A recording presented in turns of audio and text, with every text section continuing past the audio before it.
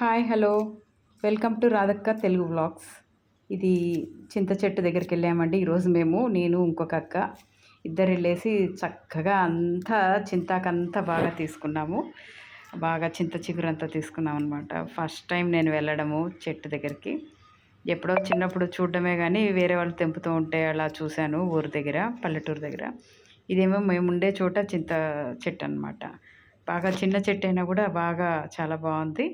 ఇంకా చింతకు కొంచెం తీసుకుని ఫ్రై చేశాను. ఇలాగా ఫ్రై చేసేసి కొంచెం పసుపు, కొంచెం లైట్‌గా ఉప్పు కూడా వేశాను.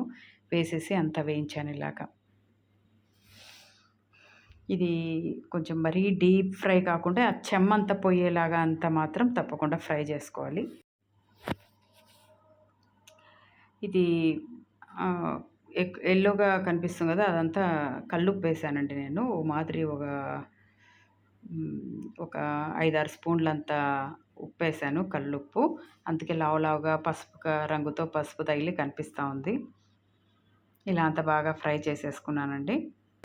జీలకర్ర ఒక 2 స్పూన్లు, మెంతులు ఒక స్పూను, తర్వాత మినపప్పు ఒక 4 స్పూన్ల దాకా తీసుకున్నాను.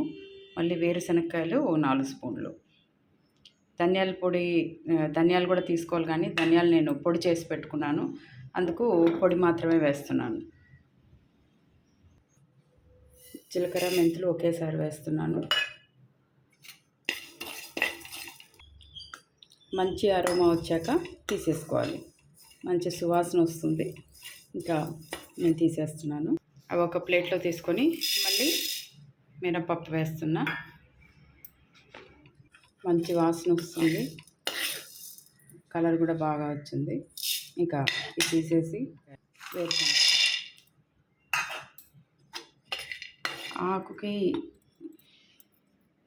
ఒక 4 స్పూన్లంత వేసాను, 4, 5 స్పూన్లంత ధనియాల పొడి. ఇది వేయించిందే కాబట్టి ఇంకా నేను ఊరికే పొడి మాత్రం పక్కన తీసుకొని వేసుకుంటున్నా.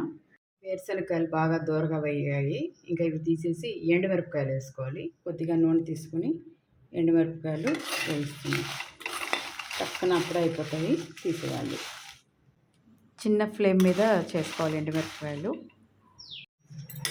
లైట్గా వేగాయి అంతే చాలు. ఇంకా తెల్లవాయలు ఎన్ని తీసుకున్నాను, మంచి టేస్ట్ ఉంటుంది కదా, అందుకని కొంచెం ఎక్కువే తీసుకున్నాను తెల్లవాయలు. మినపప్పు, జీలకర్ర, వేరుశనగకాయలు ఇవన్నీ బాగా చల్లారాక మిక్సీ పట్టుకోవాలి. పచ్చిశనగపప్పు ఒక 3 స్పూన్లు వేసాను, 3, 4 స్పూన్లు. వేరుశనగకాయలు ఇవన్నీ మిక్సీకి వేసేసుకోవాలి. చింతాకు పొడి రెడీ అయిందండి.